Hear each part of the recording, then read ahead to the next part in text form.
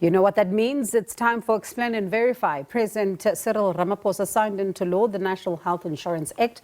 However, the central issue is the future role of private healthcare as well as medical schemes once the NHI is implemented. Now today, we will explain and verify some of the facts about the role of medical aid when NHI is implemented. And certainly quite the big conversation here. Samkele Maseko is joining us now in studio. Samkele, what will happen to those who want to continue having medical aid? Well, Bongiwe, it's going to be rather interesting. According to government, once the NHI is implemented, medical aid schemes will not be able to offer any health services that is already offered by the NHI. Medical schemes will only offer extra services not covered by the NHI. Let's look at how this particular graphic, our first graphic, explains the work of how the NHI and particularly medical aids are currently operating within the country. On medical aids, 15.8% of South Africans are currently benefiting from medical aids. That is 9.7 million beneficiaries on medical aids at this point in time.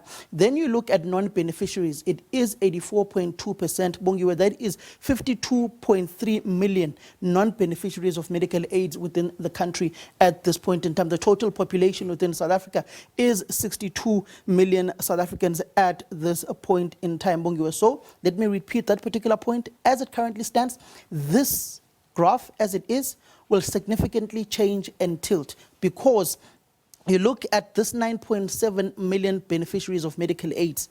That will ultimately change, because ultimately everyone will be covered within the NHI, and services not covered by the NHI will then be covered by medical aids. And then 52.3 million South Africans are currently not on medical aid, Bongiwe. But then yet again, we do have experts who have further clarified this particular point. However, to give more perspective, tonight we have Dr. Musa Gumede, Chief Executive and Registrar, Council of Medical Schemes. That at this point in time, we have to move on to our next particular slide. He is not yet ready. If we look at Bongiwe, the public and private health care per capita spend within medical aids and government, for instance, 5,200 rands on average is spent in the public health care per person. So if you go to Chris Baragwanath Hospital, or if you go to any state hospital at this point in time, 5,200 rands is spent on you as an individual per capita. Then you go to, on average, medical aid spend, average private health care spend per person is 20,000 rands, Bongiwe. That is, if you as Bongiwe Zwane decide to go to any private healthcare facility, 20,000 rands will be spent on you, Bongiwe. And it's quite interesting, Samkele, as you know, you put that picture there, because you do have people who say that for them the biggest concern is what happens, especially when it comes to the state of, you know, the hospitals and all of that, and what does it mean for their, you know, their medical aids, should they not even want to go to a state hospital because they're worried about infrastructure, for example. If you look at our next particular slide, our third slide, it particularly will point out this particular picture, Bongiwe. At this point in time, if you look at total health expenditure percentage GDP, 5.8% GDP is spent by the private healthcare facility overall in the 8.5% GDP per capita of medical health within the country. So a huge chunk of it, 4.8%, is spent by the private medical healthcare facility. That is of a total of 8.5%, and only 3.7%, Bongiwe, is spent by GDP when it comes to public healthcare facilities at this point in time. And that just particular graph here will tilt significantly, because this particular spend of 4.8 GDP percent will significantly tilt, because there you will then realize that the need for medical aids will subsequently subside significantly, because more people will be on the national health insurance, which will mean this particular spend GDP 3.7% by government will grow exponentially, and you will see the medical aid decrease over time as the NHI is fully implemented, and as the need for medical aid decreases over a period of time, because you will, if evidently, on serious matters be covered by the NHI. Only on matters that are not covered by NHI, that is when you will need these particular medical aids. I am now aware that we are joined out by our particular expert, Dr. Musa Gumede. A very good evening to you, Dr. Musa Gumede. The need for medical aids, will medical aid schemes fade away when or if the NHI is implemented? Will they still be relevant? In terms of the law as is now, Section 33 of the Medical Schemes Act, it talks about medical schemes offering complementary services to the NHI. But it then says this will happen when NHI is fully implemented, meaning that between now and that period of time, the medical schemes will continue to operate until a point in time when the Minister of Health indicates that they have been full implementation of the phases, and at that point then medical schemes will then offer complementary. But between now up to that point, medical schemes will continue to exist. What do you mean when you say medical aids at that particular time when the NHI is fully implemented, they will only give complementary services? Will they, in their current form and shape, cease to exist, or will the budgetary and the financial benefits of these medical aids be largely reduced at that particular time? Because we do know that private healthcare within South Africa is a very lucrative business. We're talking about benefits that are offered. We're not yet talking about the financing of the system. In terms of the benefits offered, it talks about complementary. But when your question talks about how will the financing of medical schemes and the financing of NHI coexist or coincide, I think that point is still a discussion point, still a point in motion where whether there'll be tax credits continuing beyond NHI, whether part of that will go towards NHI. It's a discussion that I think will be concluded with time. But what the law talks about is that if NHI offers care, and therefore if that care is available in the NHI system in terms of Section 33, that care cannot be duplicated as the law stands now. Obviously, it's a terrain that I think a lot of parties are talking about. We have not heard that there has been a change, although a few weeks back there was an indication that parties are talking about it. But if no change, it becomes complementary, meaning if services of primary health care, secondary care, tertiary care are offered, but quaternary care is not part of NHI, then NHI can offer quaternary care. Or if there are maybe treatment protocols that are offered but not offered beyond that point, then medical schemes can offer beyond that point if it's complementary. But if there's a change in Section 33, then medical schemes will exist parallel or in next to NHI if Section 33 is repealed or if there's anything to that sort, or as we are hearing that there are discussions on that point. But basically what medical schemes are doing right now will become part of what is a building block of NHI. The changes that are happening now through the medical schemes industry will not go to waste because those become the blocks that NHI is built on. We're able to learn from them, whatever tariff negotiations happen, treatment protocols are developed through that process. That becomes the building blocks of NHI, the infrastructure of Council for Medical Schemes. All those things will not go to waste in the NHI environment.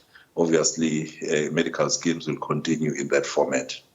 Dr. Musa, what will then happen to the reserve funds of medical schemes when NHI takes place? For instance, those funds that people have on their medical aids as reserves, what will happen to those particular funds? You see, that is a discussion that needs to happen quite deeply because, contributions are made by members, but government also puts in. So whether government can use those funds is a point that will have to be discussed at that point when the funding models are finalized. But do funds belong to schemes, or can the national minister be able to use those funds beyond that point? Is currently a point of discussion. And I don't think any of those points have been clarified going forward. In fact, the whole financing, using the current, if we were to use the current manner in which tax is given, you have government employees who are part of schemes. All those are questions that will have to be answered at the point of implementation, whether those members of schemes who are public servants will belong to NHI, or they will still be given tax or incentives to belong to schemes. So we cannot answer it right now until we have finalized on the funding, including obviously the whole funding process includes there will be funds. Obviously, currently provinces get funds, but at that point, obviously, if there is one funding model for the whole country, there will be funds that will be pulled into that fund, which means there still needs to be a discussion even at provincial level, what funds will go towards NHI, what funds will continue to offer, what services will be given by provinces. So it's not a final product right now. There are lots of elements, especially around funding, that need to be clarified going forward. As a regulatory body of these particular medical aids, what are some of the contentious issues you as a regulatory body and the medical aids that you seem to regulate have with government, particularly when it comes to the NHI? I know some medical aids and the business fraternity did not go to the signing of this particular bill to be an act of law. The Medical Schemes Council is a body of statute made up out of statute, and therefore we have no challenge with NHI as a regulator. What the schemes have challenges with, I think, relates to Section 33 in the main as to what their role would be going forward. And some of the points you have put forward, they would like to exist side by side. And the other issues, obviously, that we are discussing right now, they would like to offer products that are currently outside the Medical Schemes Act. Those are all points that the industry is negotiating. In terms of the other areas, I think some of the comments I've had recently is the implementation of regulations on tariff negotiations, which are currently being the public comment for people to comment.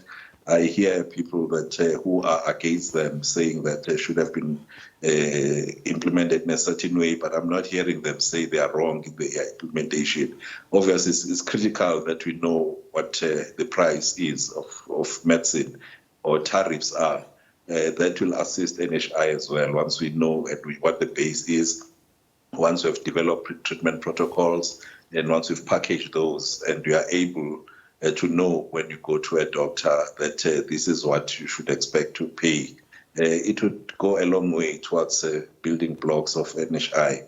So all those things, I think, should not be treated or seen as antagonistic to private healthcare, but they should be embraced, in my view, because they become the building blocks of a future health system if they are implemented correctly. Thank you very much, Dr. Maseko. It will definitely be an interesting debate going forward, Bongo, particularly when you look at the financing model of the national health insurance. The medical schemes have raised serious objections to government. They were not there when this particular bill was signed to be an act of law, when President Ramaphosa was signing at the union buildings. It is some of the issues, particularly the implementation of NHI, that the labor movement within the country, whether it be SAFTU, COSATU, and other labor federations, have largely pushed for within the country, and some political formations as well. But will it be for the greater good of South Africans? You've seen the gradual pilot projects of the NHI being rolled out in provinces such as the Northern Cape and other provinces within the country. The president now saying that they are moving full speed in the implementation of the NHI over a period of time. It will not just be once off. That will be detrimental to the current medical aid schemes that are currently there. It'll be interesting to also get just a true assessment on some of the pilot projects that were done in the past and what were some of the shortfalls there. But thank you so much, Samkele, for at least giving us a sense of how things are looking. So medical aid schemes will remain voluntarily, arrangements for those who choose to contribute to them, right? So it's a voluntary arrangement for you, but they will only cover you for any additional benefits that the NHI fund does not pay for. So I suppose that's the big takeaway from Explain and Verify tonight.